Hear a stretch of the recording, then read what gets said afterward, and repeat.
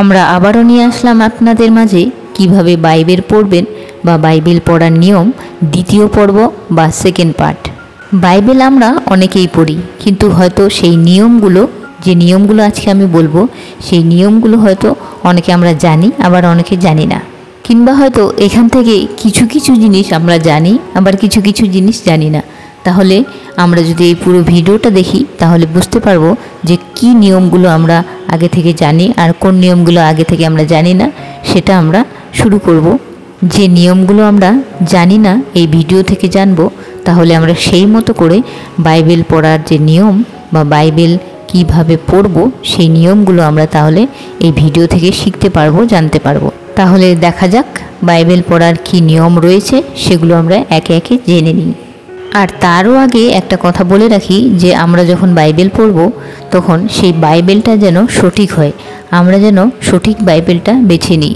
Bible কিন্তু অনেক রকমের রয়েছে, বাইবেল কিন্তু শয়তানেরও থাকে, তাই বাইবেলটা আমাদেরকে আগে সঠিক বাইবেল যেটা সেটা কিন্তু বেছে নিতে হবে।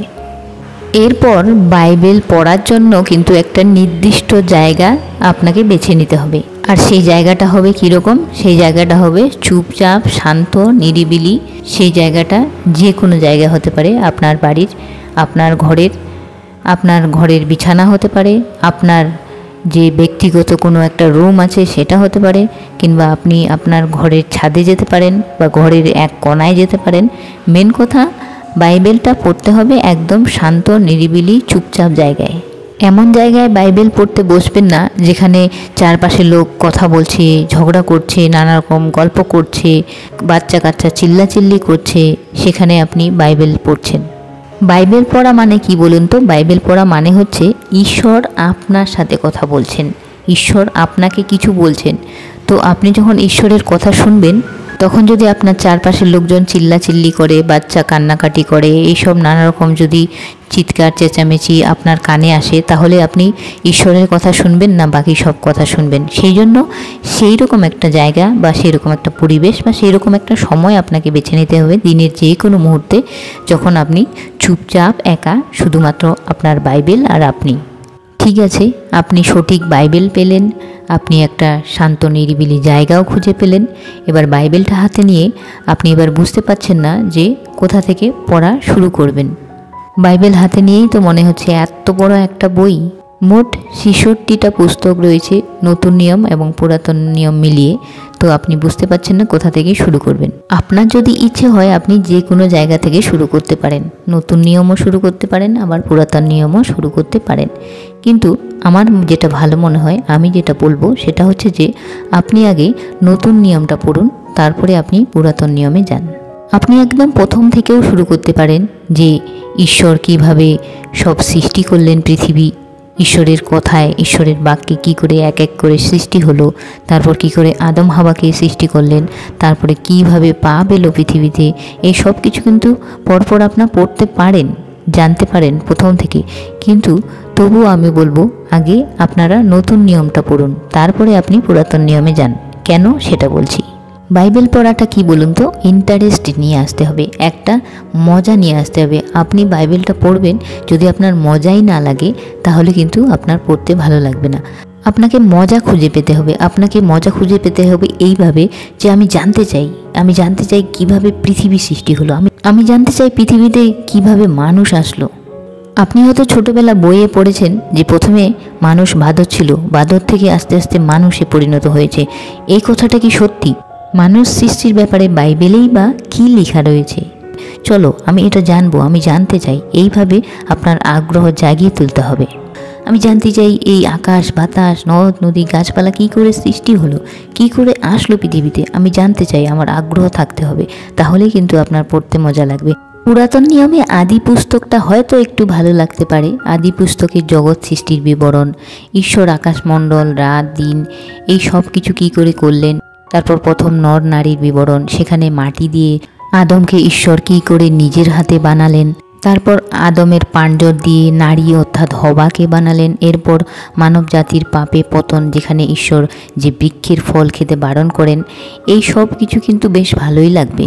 কিন্তু এরপর 8 অধ্যায় থেকে যখন শুরু হয় কনিয়ান ও হ্যাবলের বিবরণ, আদম বংশের বিবরণ, নোহের 3 পুত্রের বিবরণ, নোহের বংশের বিবরণ, এসব আরও অনেক অনেক, তখন কিন্তু একটু বোরিং লাগতেই পারে। যখনই আপনি এই বিবরণগুলো, বংশের বিবরণগুলো পড়তে যাবেন, তখন কার ছেলে, কার পুত্র, কার ভাই, এসব পড়তে পড়তে আপনার কিন্তু বোরিং লাগতে পারে। কারণ আপনার মনে হতে পারে সেই আমি স্কুলের ইতিহাস পড়ছি, মনে হবে সেই স্কুলে যেমন ইতিহাস, কার পুত্র কার কি, এগুলো সব মনে রাখতে হতো। ঠিক এই রকমই লাগবে কিন্তু যদি আদি পুস্তকটা, মানে পুরাতন নিয়মটা যদি শুরু করেন প্রথম দিক থেকেই।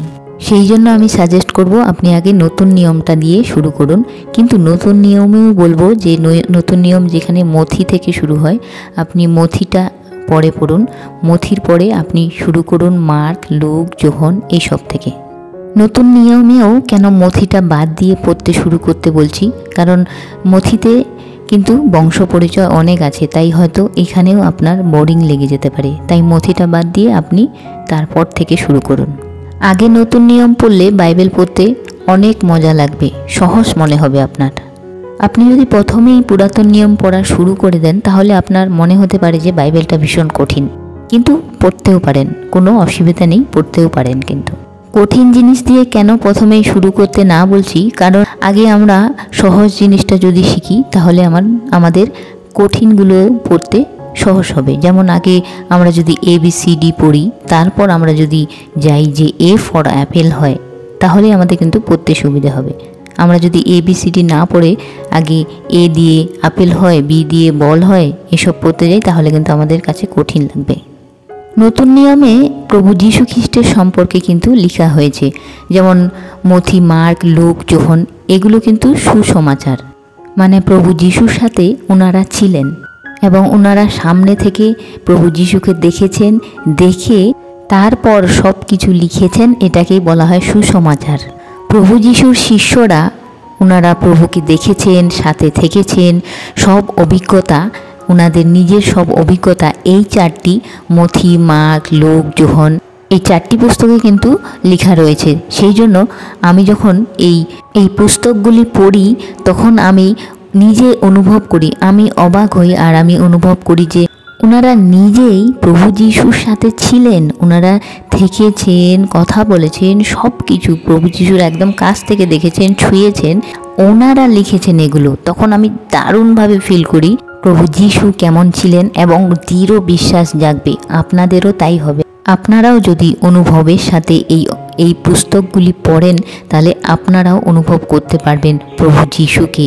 তাছাড়াও আপনারা এটাও করতে পারেন, হয়তো সকালে আপনি নতুন নিয়ম পড়লেন আর রাতে পুরাতন নিয়ম পড়লেন, এইভাবে কিন্তু রুটিন করলেও ভালো হয়।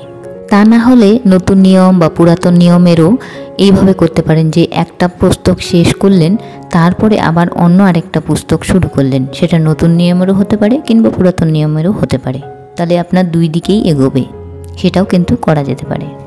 এরপর যখন আমরা বাইবেল পড়তে বসবো, তখন আমরা অবশ্যই একটা খাতা, একটা পেন নিয়ে বসবো। বাইবেল পড়তে পড়তে কিন্তু অনেক কঠিন কঠিন শব্দ বেরিয়ে আসে, যেগুলোর মানে আমরা একদমই জানি না, একদমই বুঝি না। তো সেই কঠিন শব্দগুলো আমরা সেই খাতার মধ্যে লিখে রাখবো, সেই ডায়েরির মধ্যে লিখে রাখবো, যাতে আমরা পরে সেই ডায়েরিটা বা সেই খাতাটা বের করে সেই সব শব্দের মানেগুলো অন্য কারো কাছ থেকে জেনে নিতে পারবো। কিংবা কোনো একটা বা দুটো পদ যেগুলো আপনার মনের মতো, সেগুলো আপনি লিখে রাখতে পারেন। এরপর আপনি হাইলাইটার ব্যবহার করতে পারেন। হাইলাইটার ব্যবহার করে আপনি যে মেন পয়েন্টগুলো বা মেন যে জিনিসগুলো, সেগুলো আপনি হাইলাইট করে রাখতে পারেন। যদিও না পুরো বাইবেলটাই হচ্ছে মেন, কিন্তু তবুও কিছু কিছু জিনিস আমরা হাইলাইট করে রাখতে পারি। আর রোজ বাইবেল পড়তে হবে। আপনি ঠিক করুন যে প্রতিদিন বাইবেল পড়ব। রোজ যেমন আমি খাই, সেই রকম রোজ আমি বাইবেল পড়ব। যত বাইবেল পড়বেন তত ভালো, দিনে যতবার পড়তে পারেন ততই ভালো, কিন্তু তবুও 3 বার না হয় 2 বার না হয় অন্তত একবার, দিনে একবার হলেও বাইবেলটা পড়ুন। সেক্ষেত্রে আপনি যদি বাড়ির বাইরে গেলেন সেটা অন্য ব্যাপার, কিন্তু যদি বাইবেল সাথে নিয়ে যান তো আরও ভালো। হতে পারে আপনি 1 দিন 2 দিন 3 দিন পড়লেন, তারপর আর হয়তো পড়তে ইচ্ছে করছে না, হতে পারে ভালোই লাগছে না, কোনো মতেই আর ভালোই লাগছে না, ভাবছেন আপনি যে বাদ দেবেন, আর বাইবেল পড়ব না। এক্ষেত্রে সাইকোলজি বলে যে আমরা যে কোনো কাজ যে কোনো কাজ, যে কোনো জিনিস যদি টানা 21 দিন করি পর পর, তাহলে কিন্তু আমাদের সেটা হ্যাবিট হয়ে যায়। সেটা আমরা কিন্তু আর ছাড়তে পারি না। সেটা যে কোনো ক্ষেত্রে হতে পারে, খাওয়া দাওয়া, নেশা, পড়াশোনা, যে কোনো কাজ, যে কোনো কিছু। তাই আমি রিকোয়েস্ট করব একটা, যে কষ্ট হলেও, কষ্ট হবে জানি, কষ্ট হলেও টানা 21 দিন পড়ুন। দরকার হলে আপনি 5 মিনিটের জন্য পড়ুন, দরকার হলে আপনি 4টা পদ পড়ুন, 2টো পদ পড়ুন, পাতার পর পাতা পড়তে হবে না। একবার কোনো রকমে কোনোভাবে যদি আপনি টানা 21 দিন পড়তে পারেন, সেটা কম সময়ের জন্যই হোক না কেন, তারপর আর কে আটকায় আপনাকে বাইবেল পড়া থেকে? বাইবেল পড়াটাও তখন দেখবেন আপনার হ্যাবিট হয়ে গেছে, আপনার নেশার মতো হয়ে গেছে। তাই আজকে থেকেই আপনি শুরু করুন, আর ক্যালেন্ডারে দাগ দিয়ে দিন যে হ্যাঁ, আজকে থেকে আমি টানা 21 দিন পড়ব বাইবেলটা, একটু হলেও, একবার হলেও, অল্প হলেও পড়ব। যদি সম্ভব হয় তাহলে আপনারা বাইবেল স্টাডি করতে পারেন, বাইবেল স্টাডিতে যেতে পারেন। সেটা না হলেও কয়েকজন বিশ্বাসী ভাই বোন মিলে একসাথে বসে আপনারা বাইবেল পড়তে পারেন, যাতে যে মানেগুলো আপনি বুঝতে পারছেন না সেগুলো হয়তো অন্য কেউ বুঝতে পারছে, তাহলে আপনি তার কাছ থেকে সেগুলো বুঝতে পারবেন, জানতে পারবেন। প্রথম থেকে আজ পর্যন্ত বাইবেলের মানে কিন্তু বদলায়নি, বাইবেলের মানে কিন্তু বদলায়নি, বদলাবেও না। কিন্তু বাইবেলের মানেগুলো অনেকে অনেকভাবে বোঝে, সবাই আলাদা আলাদাভাবে বোঝে, আলাদা আলাদাভাবে মানে বের করে। তাই সবাই একসাথে যদি পড়ে তাহলে কি হবে, একই জিনিস হয়তো সবাই আলাদা আলাদাভাবে বুঝেছে, তাহলে সেখানে অনেক কিছু শেয়ার করতে পারবেন, বুঝতে পারবেন। আচ্ছা, এটার মানে ও এই বুঝেছে, এটার মানে আমি এটা বুঝেছি, আচ্ছা এটার মানে কি এটা, এটার মানে কি এটা, অনেক কিছু জানতে পারবেন যদি সবাই একসাথে বসে বাইবেল স্টাডি করেন।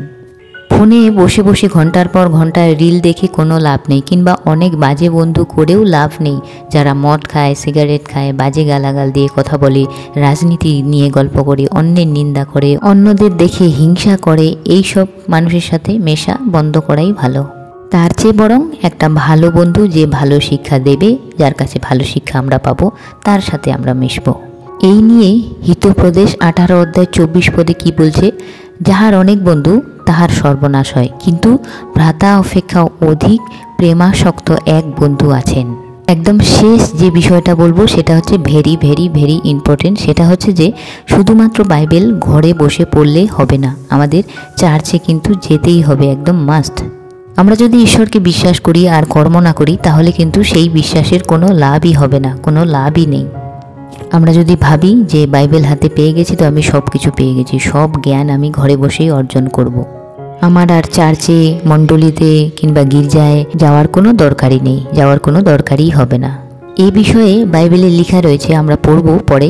এই বিষয়ে বাইবেলে যেটা লেখা রয়েছে, সমস্ত কর্তৃত্ব, সমস্ত ক্ষমতা, সমস্ত জ্ঞান মণ্ডলীতেই দেওয়া রয়েছে। আমরা যদি মণ্ডলীতে যোগ না দিই, আর আমরা যদি ঘরে বসে আদি পুস্তক থেকে প্রকাশিত বাক্য পুরো বাইবেলটা শেষ করে দিই 2বার 3বার 4বার, তবুও কিন্তু আমরা আসল যে জ্ঞান, আসল সেই জ্ঞানটা আমরা অর্জন করতে পারবোই না। চলুন আমরা একটু বাইবেলে চোখ রাখি। এফেসীয় 1 অধ্যায় 21 থেকে 23। সমস্ত আধিপত্য, কৃতিত্ব, পরাক্রম ও প্রভুত্বের উপরে এবং যত নাম কেবল এই যুগে নয় কিন্তু পরযুগেও উল্লেখ করা যায়, তৎসমুদয়ের উপরে পদান্বিত করিলেন। আর তিনি সমস্তই তাহার চরণের নিচে বশীভূত করিলেন এবং তাহাকেই সকলের উপরে উচ্চমস্তক করিয়া মণ্ডলীকে দান করিলেন। সেই মণ্ডলী তাহার দেহ, তাহারই পূর্ণতা স্বরূপ, যিনি সর্ববিষয়ে সমস্তই পূরণ করেন। তাই আমাদের গির্জাতে, চার্চে, মণ্ডলীতে যেতে হবে, প্রচারকদের প্রচার শুনতে হবে, আর্থিক জ্ঞান অর্জন করতে হবে, যেটা ঈশ্বরের দ্বারা, প্রভু যিশুর দ্বারা, পবিত্র আত্মার দ্বারা আমরা পাবো, যদি ঈশ্বর দয়া করেন।